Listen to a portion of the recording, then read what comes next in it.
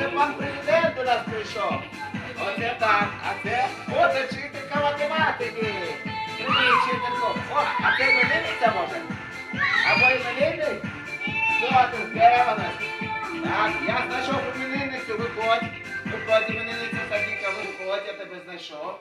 Так, а тепер ти мені допоможеш гадати, хто тут є. Готова? Так, хто це в нас? Відгадаєш? Так, це у нього є вушка, дві ручки. Як тебе звати? Тарас, так? Тарас? Тарасу? Окей, чи що? Виходь. О, гадали, кого ще знайде? Ось і хто тут заріжка не знайшов? Хто це? Як зовут? Заріжка. Давайте. Хто це за такий? О, це кого є?